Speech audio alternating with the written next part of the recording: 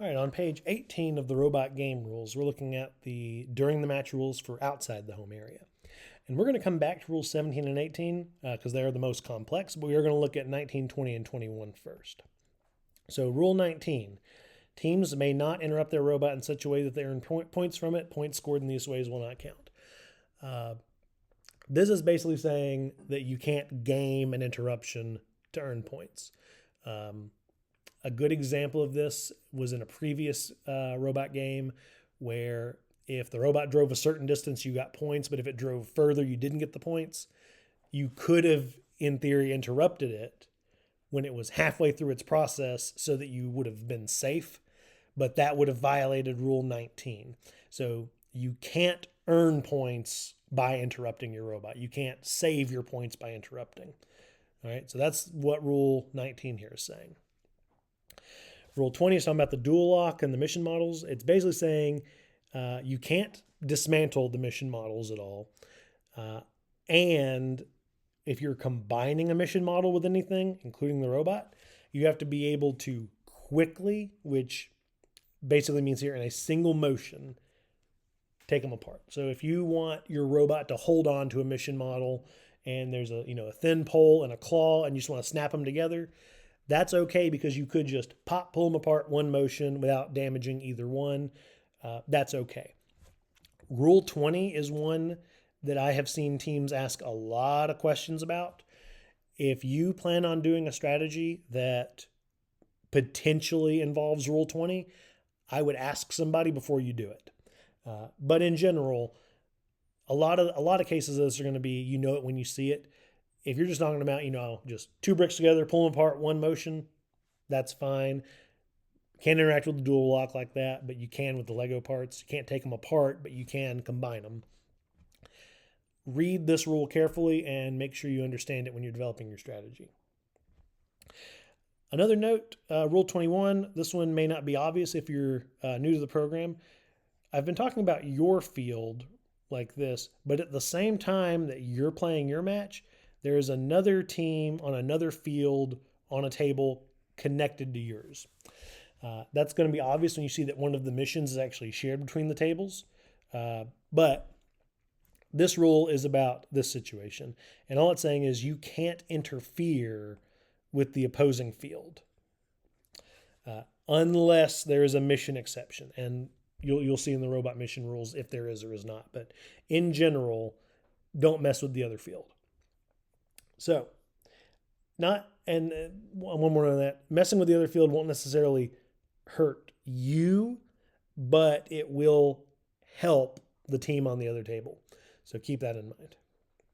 Okay, so there are two rules here that are probably more questioned than any other rules because they're just so complex. So we'll go on one at a time. Rule 17. If the technician interrupts the robot.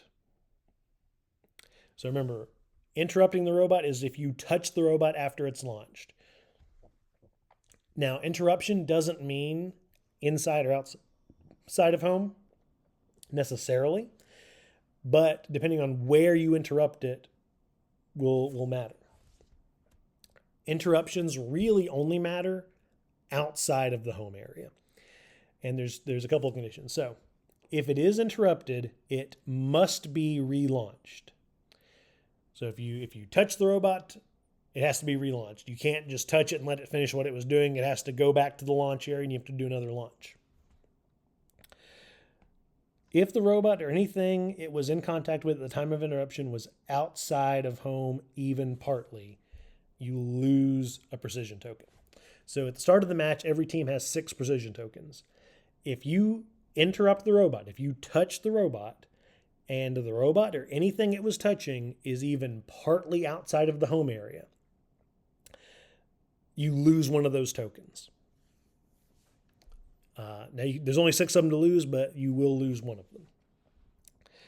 So that's kind of the simple part of this rule. The next part applies to what about where it was. So this says if the robot or any objects it was in contact with, we're looking at partly outside of home. If it's partly outside of home, that means it's partly inside of home. You bring it into that home area. So if I've got my robot and it's got a mission model and it's got another mission model, it's got an attachment, and when I touched it, it was partly outside of home, bring it into that home area. So if I was partly into the left home area, it goes to the left home area. If it was partly in the right home area, it goes to the right home area. If it's completely outside of home, then you can hand them to either home area. Doesn't matter which one. But if it's partly outside of home, it has to go to the one that it's partly outside of. And so on this note, any returned object that was obtained outside of home after the robot was last launched must be given to the referee for the remainder of the match. So here's what this rule means. I've got my field, I've got my home areas, I've got my launch areas, I've got my robot. Let's say my robot was here. When it was here, I gave it, let's say I gave it this yellow doodad. So it's got this yellow doodad. During the match, it goes out onto the field. It's still got its yellow doodad. While it was on the field, though, it picked up the green doodad. And then it continued, and let's say we got to right here, carrying our yellow doodad and our green doodad, and I touch it. I've interrupted it. So what happens? Well, I'm partly outside of home, so then it must be brought into that home area. So everything gets to go in the left home area now, okay? But let's say I touch it when it's right here. Remember, the yellow doodad came from the right home area. The green doodad came from the field. I'm completely outside of home, so I have to hand my items to either home area. So I could put the robot in the left home area, and I could put the yellow doodad in the left home area with it. But I got the green doodad after my last launch, which means I don't get to keep the green doodad. The green doodad has to go to a referee. And that green doodad is no longer available to me for the rest of the match. So that's important to keep in mind, is that if you picked it up and you're touching it completely outside of home, you lose that mission model. You can't score with it. You can't get it back. There's nothing you can do with it. So if you're going to interrupt your robot, one, make sure you're at least partially outside of home so that you can get to keep your stuff. But two, if you're completely outside of home, you better hope you didn't pick anything up. There is an exception to this rule we want to point out. If the team does not plan to launch again, you can stop in place without losing a token. So as long as it's, you're saying, hey, I don't want it to go anymore, I just want to stop it, you're allowed to do that with no penalty. But if you relaunch it, you're going to take the penalty. Okay.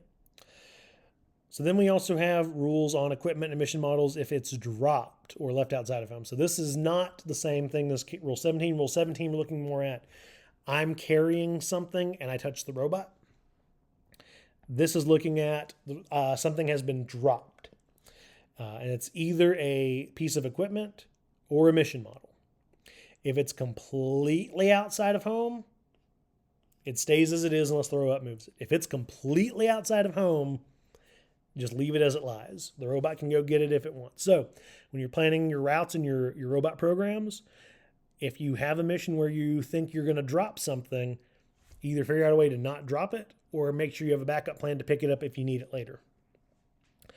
If it's partly inside home, it stays as is unless the robot moves it. So that's kind of the same as the first rule. But then we've got this other section of the rule. Alternatively, anytime the technicians may remove it by hand. So if you've got just a piece of equipment or a mission model lying partly in home, again, partly in home, the technician can remove it by hand. If it is a mission model, It must be given to the referee for the remainder of the match. Same as if you touch the robot while it's carrying something on the field that it picked up from the field completely outside of home. If it's equipment, you must take it into that home area and you lose a precision token. And so those are the cases. So these are a little bit weird, right? In the Rule 17, partly outside of home, simple. Completely outside of home, complicated.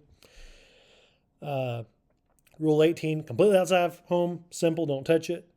Partly inside, also don't touch it. But if you do touch it, if it's mission model, you lose it for the rest of the match. If it's equipment, you get it back in that home area, but you lose a precision token. So these are the rules, especially 17 and 18, that your students are probably most likely to forget about while they're under the pressure of the competition. So these are kind of your higher stress rules that you'll want to practice and get familiar with. So those wrap up the rules that are kind of in effect during the match.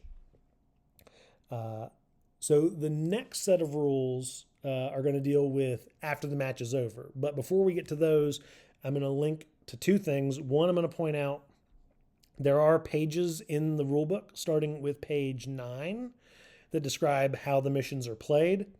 And then there's a video on the missions that go with those kind of hand in hand so that you can get familiar with them.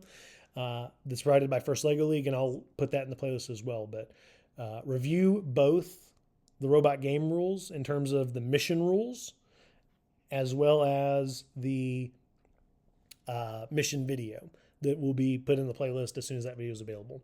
And then we'll move on to the last set of scoring rules.